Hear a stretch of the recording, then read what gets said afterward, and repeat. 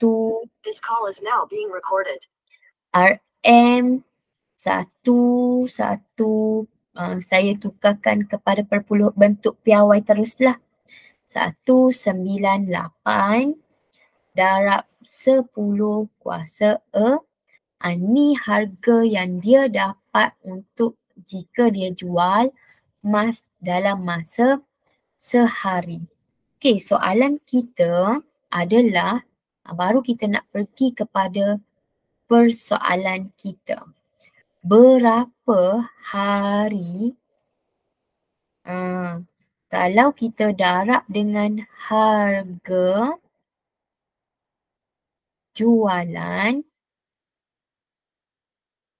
dapat RM berapa? RM RM8.985 darab kuasa 6. Ni harga jualan masa sehari lah. Contoh kita tak tahu berapa hari, kalau kita darab harga jualan dalam sehari akan dapat yang ni. So macam mana nak dapat berapa hari tu? Maka berapa hari? Darab yang ni lah. Kita dah ada harga jualan untuk sehari iaitu 1198 darab 10 kuasa 6 bersamaan dengan 8985 darab 10 kuasa 6. So nak dapatkan berapa hari tu macam mana? Pindah sahaja. So kalau darab pindah ke kanan kita akan dapat bahagi 9.985 darab 10 kuasa 6 bahagi 1.198 darab 10 kuasa 6. So maka awak bahagi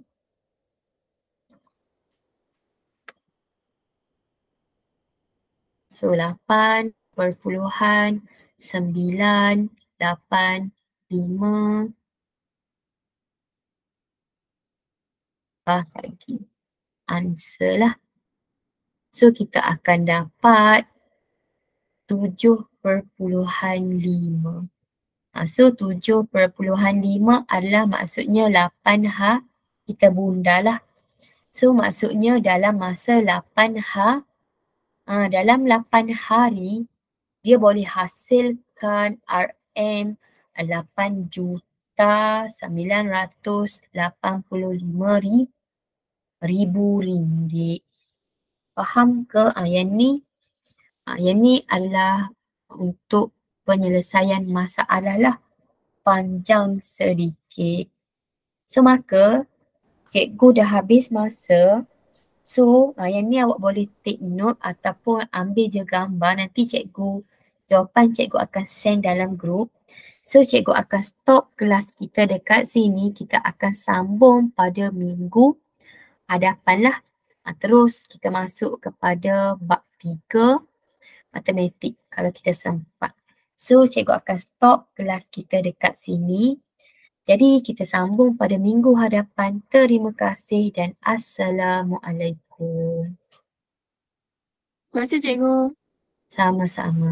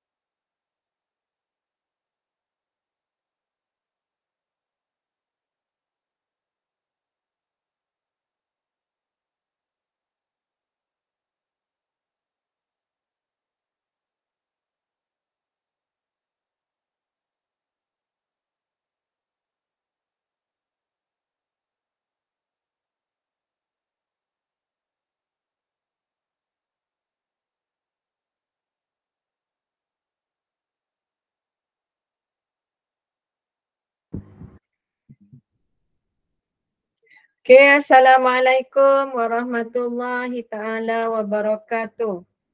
Selamat malam diucapkan kepada semua para pelajar yang menghadiri kelas pada malam ini. Okay, so kita berada pada tajuk, saya tak silap pada minggu yang sebelum ini, okay, saya telah pun membincangkan tentang, last kali saya bincang tentang arus ulang-alik dan arus terus. Okay, so saya tak silap kecekapan tenaga. Okay, minggu lepas awak bincang tentang apa ya? Topik apa? Boleh bagi tahu saya?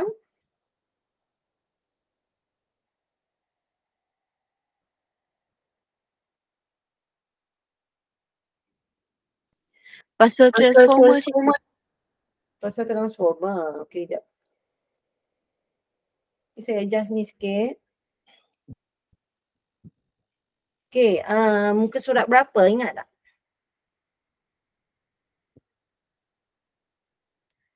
Yang ini ke?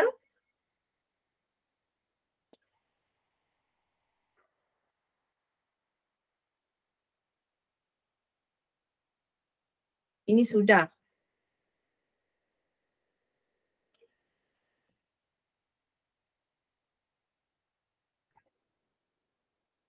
Okay. Muka surat berapa last kali yang cikgu yang gantikan saya pada minggu lepas? Ingat lagi tak muka surat berapa?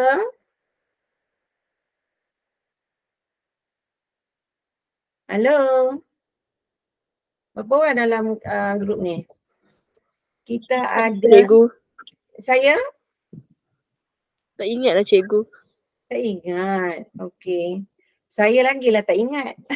Sebab saya tidak menghadiri. Okay. Okay, ada 17 orang dalam kelas ni. Mungkin ada yang ingat kan? Okay. So, ini sudah belajar untuk bab 7, kuasa dan tenaga. Sudah belajar belum untuk tenaga dan kuasa ni? Bab 7.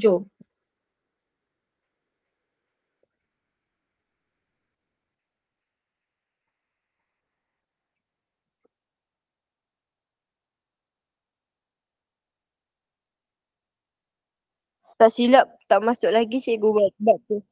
Belum lagi, okey. Maksudnya minggu lepas apa yang gantikan saya? Saya pun tak tahu. Okey. Alright. Kalau awak lihat di sini, okey, ini adalah arus elektrik. Saya rasa sudah ini ya. Penggunaan kos tenaga elektrik. Okey, cuba kita tengok kat sini lah. Okey, pengiraan kos penggunaan tenaga elektrik.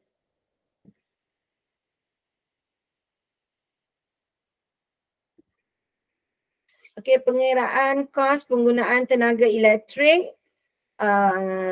Penggunaan tenaga elektrik di Malaysia disukat menggunakan meter elektrik dalam kilowatt jam. Kilowatt jam ataupun 1000 watt. 1 kilowatt jam adalah 1000 watt. Betul lah. 1000 watt 1 kilowatt. Ialah tenaga elektrik yang digunakan oleh peralatan elektrik pada kadar 1 kilowatt selama 1 jam. Okey. Tenaga elektrik dalam unit kilowatt jam dihitung dengan menggunakan rumus berikut. Gunakan rumus tu formula lah. Tenaga elektrik digunakan iaitu kilowatt jam adalah kuasa darab masa. Betul? Kuasa darab masa. Okey, kos penggunaan elektrik ditentukan dengan menggunakan rumus ini. bilangan unit darab dengan kos per unit. Berapa bilangan unit yang digunakan? Okey, ni contoh soalan. Sebuah periuk nasi elektrik 2.5 kilowatt mengambil masa 15 minit untuk memasak nasi. Hitungkan kos penggunaan tenaga elektrik untuk memasak nasi jika kadar bagi setiap unit ialah 20 sen. So awak dapatkan kuasa. Okey, kuasa dia bagi berapa kuasa? Kilowatt dalam kilowatt dia punya ni bacaan dia. Okey. So kilowattnya adalah diberi 2.5. Masa 15 minit. Dia ni dia jam dia sebenarnya bacaan dia ni untuk 1 jam per jam. Jadi awak kena tukar 15 minit adalah berapa peratus daripada 1 jam ataupun 60 minit. So awak buat 15 bagi 60. Kat sini kan 15 bagi 60 ni dapatlah berapa percentage minit ini kepada 60 minit yang bersamaan dengan 1 jam tu. So 2.5 kilowatt darab 0.25. Maknanya 15 bagi 60 dapat 0.25 jam. Okay, so darab dapatlah 0.63 kilowatt jam. Boleh ya? Lepas tu awak dapat ini tenaga elektrik ini. Okay, dan awak darab dengan kos per unit. Okay, darab dengan kos per unit adalah 20 sen. So 0.63 kuasa yang digunakan. Okay, bilangan unit yang digunakan darab dengan berapa sen per unit. So awak dapat 13 sen. Boleh ya? Hitungkan kos tenaga elektrik yang digunakan oleh pendingin hawa elektrik yang berlabel 240 volt dan 3.6 kilowatt selama 5 jam jika kos per unit adalah 30 sen. Okey, 5 jam. Oh, lamanya. So, berapa jawapan awak?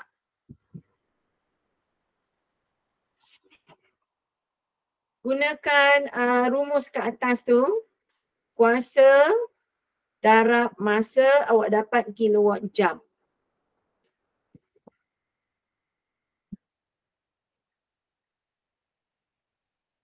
Okey, dan darab dengan berapa yang dia charge, berapa sen ke, berapa sen yang dia charge untuk 1 unit.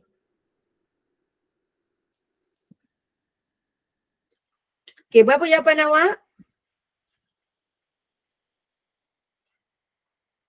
Siapa dapat untuk ini? 3.6 kilowatt selama 5 jam dan kos per unit adalah 30 sen. Siapa nak cuba? Bagi jawapan je, tak apa.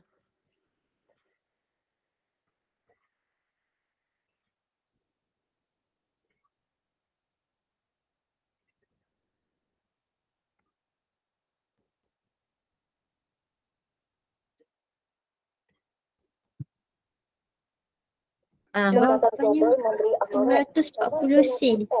540 sen? 540 sen jawapan dia. Okey, cuba awak buat. Kuasa 3.6 kilowatt darab dengan masa. Masa dia ialah 5 jam. So 3.6 darab dengan 5. Berapa? 18. Ya. Sekejap. 48. 3.6 darab dengan 5, 18. Betul. Kilowatt jam ada 18. Maknanya yang dia dah guna ialah 18 kilowatt jam. So berapa satu unit yang dia charge, yang dikenakan 30 sen. Betul? So darablah dengan 30 sen. 18 darab 30 sen berapa? 540. 540? Oh, adik awak pun jawab juga. Darab 30 sen darab 0.3 lah.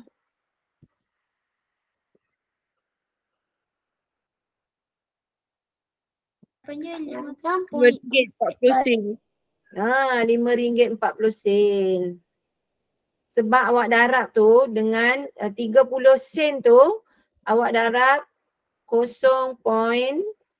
Berapa? 0.3 lah. Betul tak? So sekejap saya tengok Okey, 0.63 darab 20. 12.6. Oh, okey. So dia terus darab. Kalau awak tengok untuk jawapan ini 0.63 darab 20 ialah 12.6. 13 sen. Okey, so jawapan dia apa?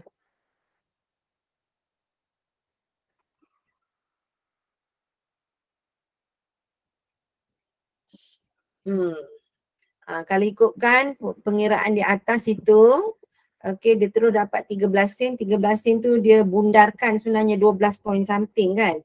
So di situ dapat 540. Kalau terus darab 30 sen macam kita darab yang atas itu untuk satu unit kan. Okey, so darab 30 sen dapat 540 sen. 540 sen bersamaan dengan RM5.40. Betul tak? Kan dapat 13 sen kat situ kan? Dapat. RM5.40. Betul lah tu. RM5.40. Okey. Kita cuba yang ini pula. Okey, ini adalah bab 7. Masuk bab 7 ya. Daya ataupun kerja. Okey, daya. Okey. Kerja.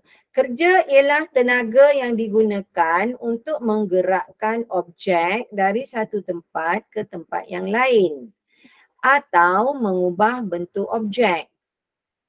Okey, kerja ialah tenaga yang digunakan untuk menggerakkan satu objek dari satu tempat ke satu tempat lain untuk mengubah bentuk objek tersebut. Okey. So di sini itu adalah definisi. Rumusnya ialah kerja W ataupun W itu adalah daya, F darab dengan sesaran. Okey, so W sama dengan Fs. Okey. Alright, so awak tengok situ contoh. Kerja dilakukan dan kerja dilakukan dan kerja tidak dilakukan. Okey, Mei-Ling sedang menolak troli. Kerja dilakukan sebab awak boleh tengok apa? Daya dan juga berlakunya jarak. Betul tak? Kerja adalah W.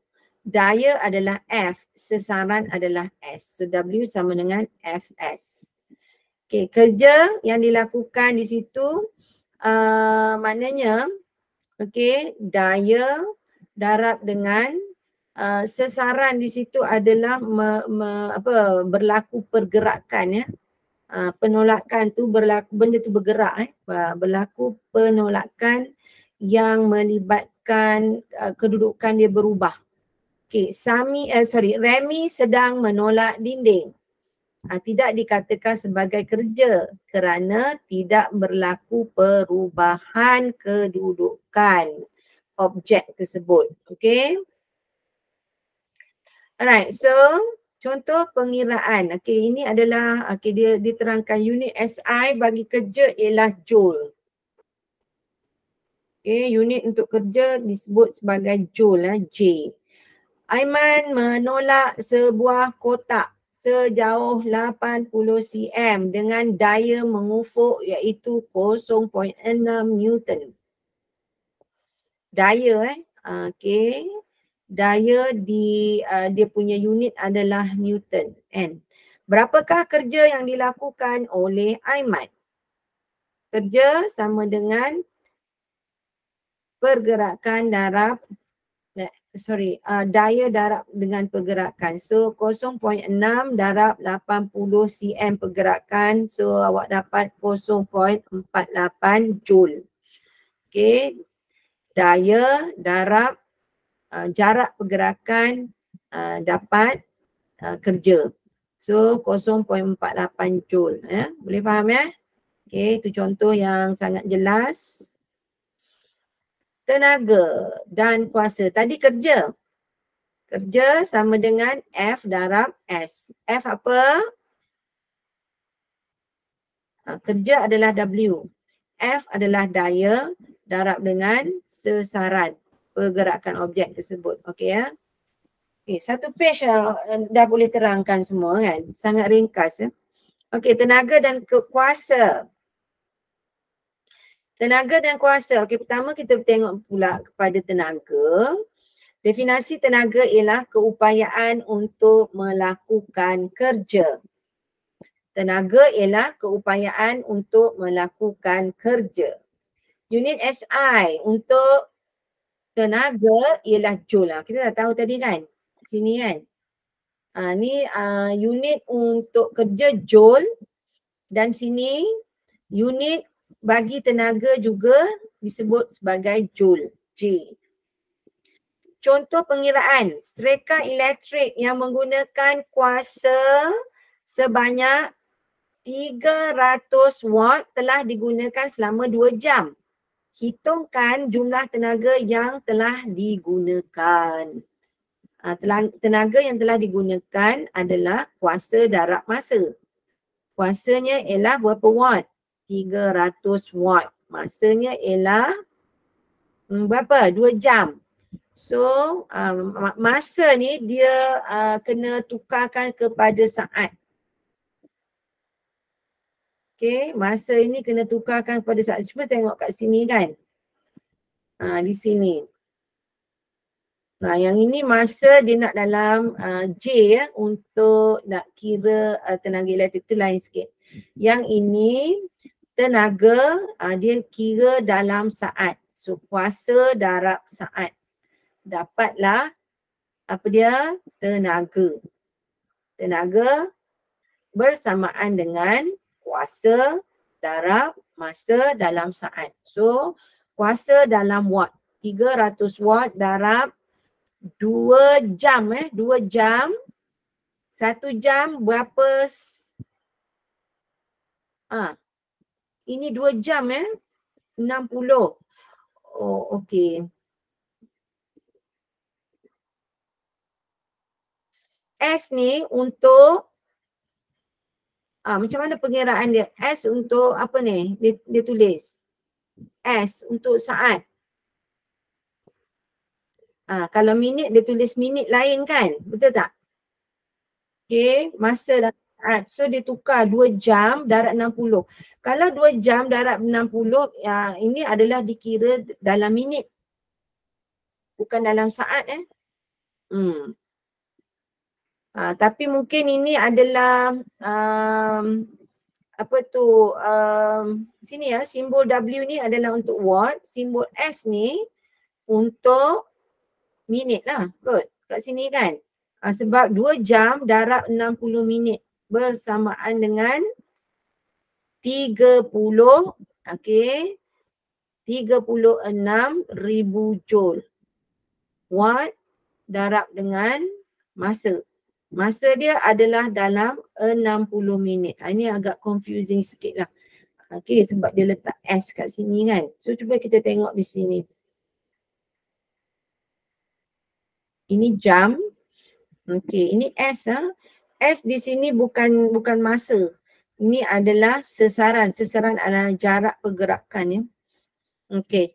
Di sini kita kena check lagi ya, sebab di sini sepatutnya kalau 2 darab 60 ini adalah 60 minit. Okay, 60 minit. Kalau saat 60 darab 60. Okay, ini adalah minit. Okay, kuasa Kuasa, definisi kuasa ialah kadar melakukan kerja. Rumus kuasa, okey, diwakili dengan simbol P bersamaan dengan kerja yang dilakukan W dibahagikan dengan masa yang diambil T.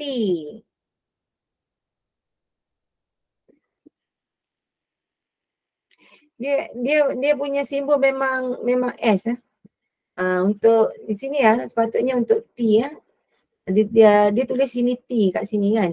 Okey, unit SI bagi kuasa ialah watt. So awak kena ingat formula ni lah. Awak kena ingat rumus sini kan.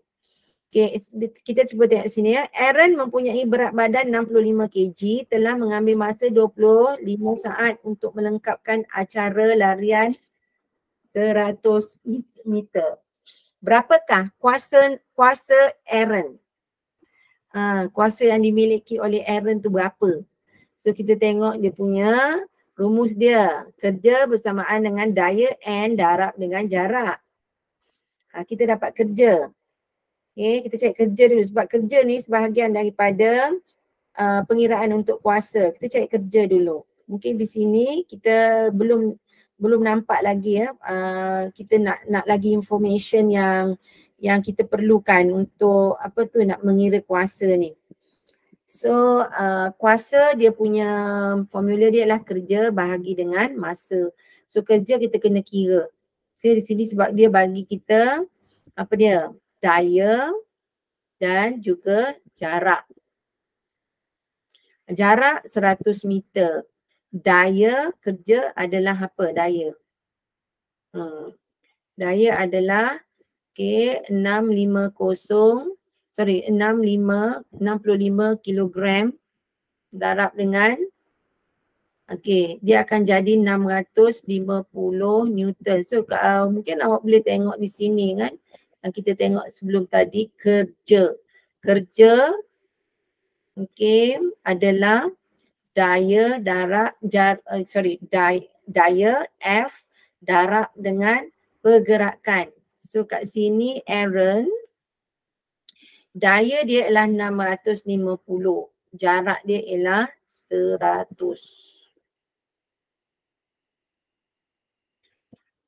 Sekejap ya. Saya cek balik.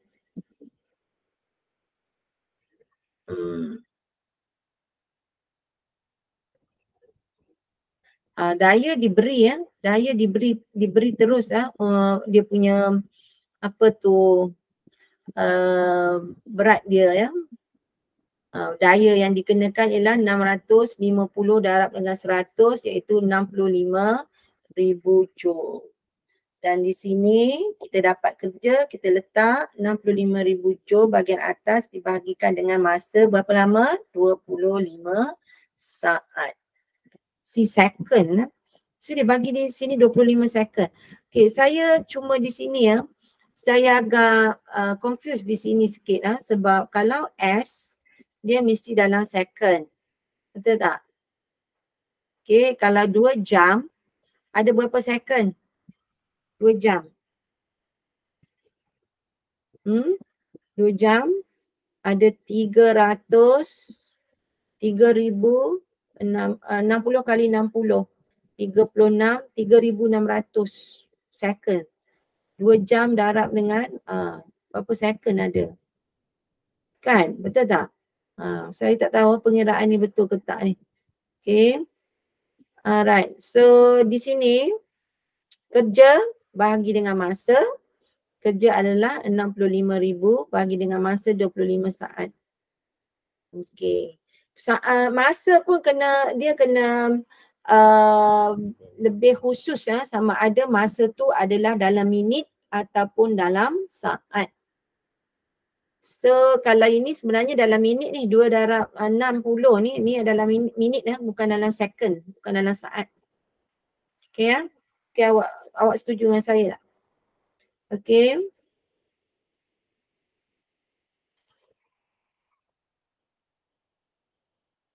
Semua diam ya. Okay.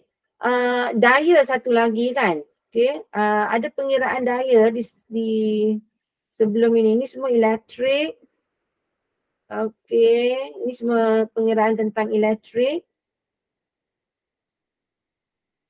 Ini adalah untuk mengira, ini kerja, ini masih lagi elektrik. Okay, untuk daya satu hal lagi ya, daya.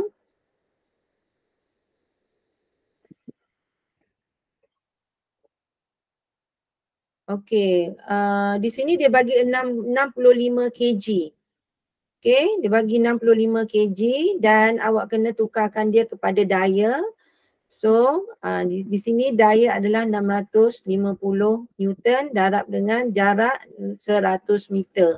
Awak dapat kerja ni diletakkan di sini bagi dengan masanya adalah 25 saat. Okey, dapat ya? Boleh ya? Okey, saya letakkan nota ni dalam WhatsApp group ya. Nanti saya akan suruh admin masukkan dalam Telegram. Okay. Alright, seterusnya tenaga keupayaan, graviti dan tenaga keupayaan kenyal. Okay, tenaga keupayaan graviti, contohnya seperti tenaga yang tersimpan dalam objek berjisim yang disebabkan oleh kedudukannya dari permukaan bumi. Batu yang berada di lereng bukit, dia punya tenaga yang tersimpan dalam ni lah. Ataupun aktiviti bermain payung terjun. Ataupun di sini juga permainan papan selaju. Dia panggil lah skateboard. Skateboard, okey. Permainan papan selaju. Tenaga keupayaan graviti. MGH. M, jisim objek dalam unit kg. G, pecutan graviti dalam unit meter per saat kuasa 2. Dan H adalah ketinggian dalam unit meter. Okey, tenaga keupayaan kenyal. Tenaga yang tersimpan apabila satu objek diregang. Atau diregang, kita stretch dia kan. Macam ni lah, macam awak tengok orang main anak panah ni kan. Memanah ni, dia stretch tali tu kan. Bow tu ke depan. Yang sama ada dibuat daripada buluh ke apa tu ke depan.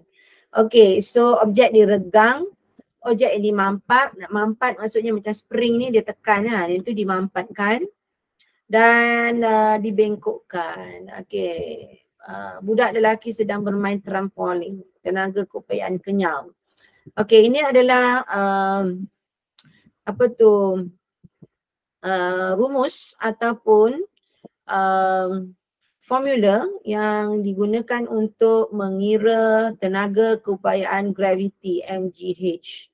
Tenaga keupayaan kenyal adalah 1/2 Fx. F adalah daya regangan atau mampatan dalam unit N. Newton kan? Daya regangan ataupun mampatan ya. Kalau contohlah budak lelaki ni sedang bermain trampolin, masa dia melantun ke atas tu kita panggil dia regangan. Kalau dia turun kat bawah, tekan benda ni mampatan. Okay. So, tenaga keupayaan kenyal adalah separuh daripada ataupun 1/2 daripada tenaga darab dengan pergerakan sesaran dari kedudukan keseimbangan dalam unit M. Okay, so sesaran adalah jarak ya antara kedudukan, dipanggil sini kedudukan keseimbangan dalam unit M. Okay, kita tengok ada contoh tak? Okay, laju dia punya bab ni ya. Dalam bentuk grafik semua kan. Okay. Okay. So dah selesai ya untuk, okay, banyak kita cerita tentang bab 6 dan bab 7. Okay, so okay, tak apalah, mungkin Macam mana nak cari jawapan tak untuk muka surat 6? Untuk muka untuk bab 6 ya.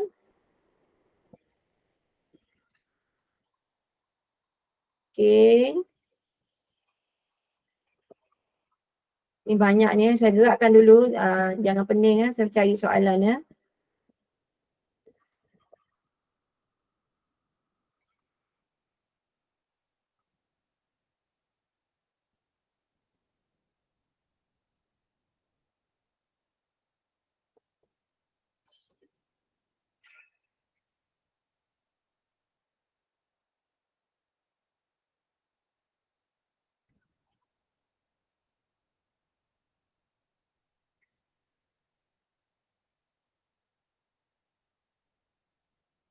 Okey, ini adalah untuk soalan bab 6.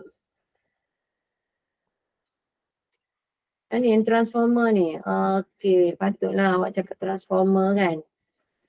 Okey, so apa jawapan dia di situ?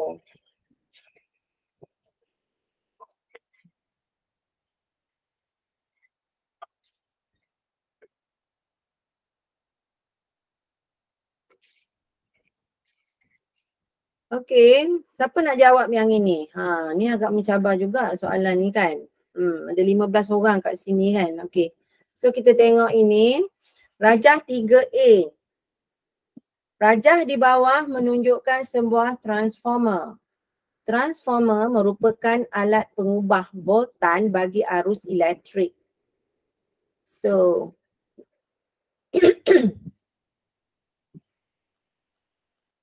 soalannya, tandakan right ataupun betul pada jawapan yang betul berdasarkan rajah di atas. Yang mana yang betul? Transformer itu merupakan transformer injak turun. Okey, betul. Dia adalah merupakan transformer injak turun. Betul jawapan awak? Okey, selain daripada tu yang mana lagi yang betul? Bilangan lilitan pada gegulung primer lebih banyak. Betul, lebih banyak ya. Okey.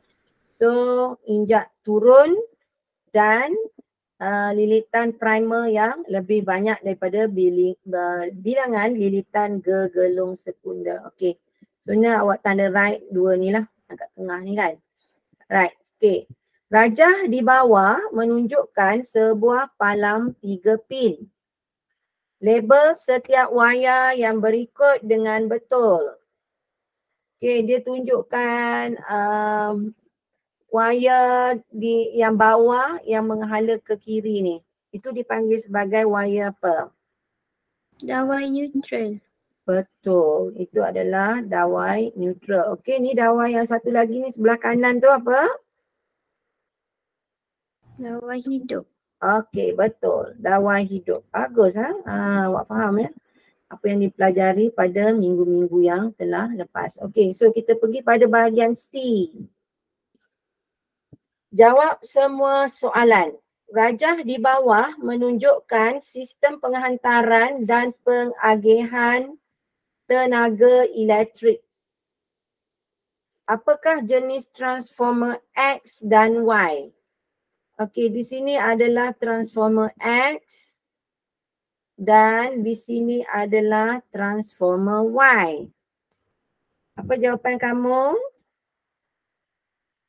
Transformer X injak naik, transformer bagi Y, transformer injak turun. Okey, nampak macam kan, nampak injak naik, dia ke naik ke atas, yang ni dia ke bawah. Okey. So betul, jawapan tu sangat betul. Bagus ya. Okey. Right, nombor 2, terangkan mengapakah rangkaian grid nasional digunakan dalam sistem penghantaran dan pengagihan tenaga elektrik. Saya tahu cikgu. Ya, so cuba jawab. Tapi ayat saya ni tak betul sangatlah. Saya Tak just explain. Boleh. Untuk membahagikan kuasa apa kepada kan kuasa dia banyak. Jadi dia kena bahagikan dekat tempat-tempat sekilang rumah macam lah. Okey. Maksudnya perlu dibahagikan Ha. pada tempat-tempat yang tertentu. Ya, sebab tu ada transformer injak turun dekat Y tu. Okey. Alright, boleh diambil kira jawapan awak. Okey. Jadi di sini kita tengok ya untuk nombor 1 bahagian A2. Okey, sebarang kawasan yang memerlukan tenaga elektrik tambahan boleh dibekalkan oleh oleh stesen jana kuasa tambahan. Okey, itu salah satu daripada jawapan untuk nombor 2. Dan yang poin yang kedua untuk jawapan nombor 1A2 ini, dia ada 2 jawapan di situ ya. Sesetengah stesen jana kuasa boleh ditutup apabila kerja penyelenggaraan dilakukan. Okey. So ada 2 jawapan di situ ya. Jawapan yang pertama, sebarang kawasan yang memerlukan jana kuasa elektrik tambahan boleh dibekalkan oleh stesen jana kuasa tambahan.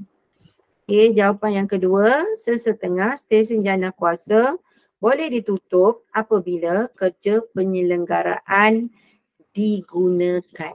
Maksudnya digunakan dalam sistem penghantaran dan pengagihan elektrik. Okey, boleh ya? Boleh faham ya? Boleh. Okey, bagus. Alright, kita pergi pada B. Nombor 1B. Rajah di bawah menunjukkan 2 cara penghantaran tenaga elektrik ke kawasan kediaman. 2 cara. Satu melalui tiang, lepas tu sambungan wire ke rumah tersebut. Dan satu lagi melalui kabel bawah tanah. Kabel atas, kabel bawah tanah. Kalau bagi pendapat awak, yang mana awak suka? Melalui atas ataupun melalui kabel bawah tanah? Bawah tanah. Kenapa? Sebab kabel ada dawai bumi. Kalau terjadi macam kebakaran elektrik tu, awai bumi tu boleh selamatkan kita. Boleh. Okey, boleh diambil kira jawapan tu. Ya, betul. Memang kalau awak tengok kabel bahagian atas dia terdedah, betul tak? Dia terdedah kepada sebab dia ada tiang kan. So pemandangan pun tak menarik lah sebab nampak dawai tu berselirat dekat atas. Kita boleh tengok kalau dekat bahagian luar kawasan yang ada tiang-tiang elektrik ni nampak serabut sikit lah. Betul tak? Yang kedua boleh jadilah yang awak sebut tadi mungkin mungkin panahan peti ke apa ke kan, boleh berlaku okey. Jadi untuk kabel bawah tanah ni kita boleh gunakan pendawaian bumi. Okey, so apa soalan dia? Bincangkan. Okey, untuk soalan B ni dia tunjuk 2 kabel yang berbeza. Soalannya, bincangkan kebaikan bagi kedua-dua cara penghantaran tenaga elektrik itu. Apakah kebaikannya? Bincangkan kebaikan, dapat 3 markah. Okey, bagi 1 kebaikan, yang pertama guna kabel luar, kabel atas. Yang kedua, apa kebaikan menggunakan kabel bawah tanah?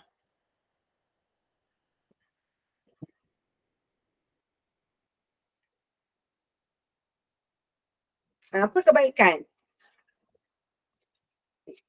Dia ada kebaikan masing-masing. Tapi bagi saya lah kalau kita tengok memang berserabut kan. Berselirat tu kadang-kadang ada orang curi elektrik lagi. Betul tak? Sambung lagi wire dan sebagainya nampak bergayut-gayut kat luar tu. Okey. Tapi ni dia tak sebut secara scientifically, dia tak akan bagi tahu jawab soalan tersebut. Apa yang saya bagi tahu tadi. Dia ada sebab lain. Tapi ni yang ditanyakan ialah apa kebaikan antara kedua-duanya.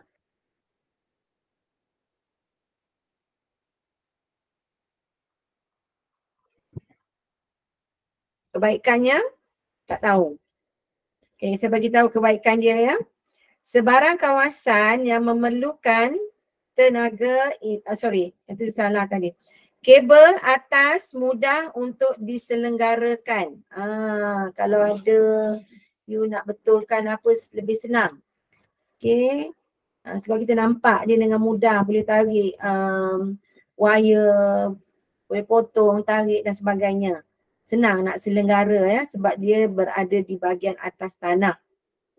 Okay, so seterusnya ialah kebaikan untuk kabel atas tadi ialah kos yang rendah untuk memasang kabel atas. Kos yang rendah untuk memasang kabel atas. Maksudnya kabel bawah tanah lebih apa? Lebih mahal sikit lah berbanding dengan nak pasang kabel di bahagian atas tanah ya. Okey. Selain daripada itu, kabel bawah tanah tidak membahayakan kepada pengguna. Okey, macam saya cakap tadi kan. Dia tidak terdedah kepada ataupun tadi ada pelajar tadi jawab kan. Kalau ada peti dan sebagainya jadi tidak terkena lah pada wayar tersebut sebab dia berada di bawah tanah. Tetapi sekiranya wayar itu berada di bahagian atas, kebarangkalian agak berbahaya jugalah untuk mungkin ada berlaku kita kata apa ya, berlaku cas elektrik disebabkan oleh peti dan sebagainya. Okey ya, boleh ya. Murah dan satu lagi dia kata mudah untuk diselenggarakan untuk bahagian atas. Yang kedua, untuk bawah tanah lebih apa? Lebih selamat. Okey, keselamatannya tidak tak terkena lah kalau wayar kat atas, kalau wayar tu tiba-tiba jatuh terkena orang pun bahaya juga kan. Okey. Alright, so soalan yang terakhir untuk hari ni ya. Saya rasa nampak macam dah sampai masa ni. Apakah jenis arus elektrik yang mengalir ke dalam rumah? Apakah jenis arus elektrik yang mengalir ke dalam rumah? Arus ulang alik. Betul, bagus. Very good. Okay, arus ulang alik lah. Bukan arus hala tadi. Arus ulang alik. Okay, jawapannya betul. Okay, so untuk itu kita sudah pun berada pada penghujung kelas pada malam ini. Kita akan sambung lagi perbincangan kita untuk soalan 2A. Cikgu, Ya saya. boleh tak saya tahu kenapa arus ulang alik? Arus ulang alik kan hari tu kita ada bincang dia ada dua jenis arus, betul tak? Arus ulang alik dan arus apa tadi? Ada satu lagi yang bateri tu. Kan? Terus. Yes, arus apa? Turus Kita kena tengok nota balik, ada dua jenis arus. So, arus ulang alik salah satunya. Memang betul lah kalau kita nak dapatkan arus untuk nak menyalakan lampu, menjalankan barang-barang elektrik, memang kita akan guna arus ulang alik. Okey? Boleh ya? Satu lagi tu yang arus yang bateri tu, itu tak boleh. Itu tak boleh guna. Yang tu okey ya? Alright, itu saja. Tapi satu lagi saya tambahan. Kalau arus elektrik yang disimpan daripada matahari, solar matahari kan? Solar matahari tu boleh. Dan juga satu lagi ialah apa? Mungkin arus sekarang dia orang buat arus dia orang simpan daripada peti, daripada peti pula, daripada kilat. Juga boleh simpan dia punya tenaga elektrik itu. Okay, so last kali tenaga arus ulang alik. Alright, sampai di sini saja pada malam ini. Kita akan jumpa lagi minggu depan. Kita akan terus bincang untuk soalan 2A. Okay, sehingga berjumpa lagi minggu hadapan. Saya ucapkan terima kasih pada yang hadir pada malam ini. Dan selamat malam, selamat maju jaya semua. Assalamualaikum.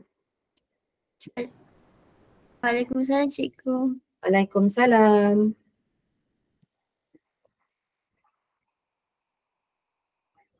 Nak pula. Terima kasih cikgu. Sama-sama.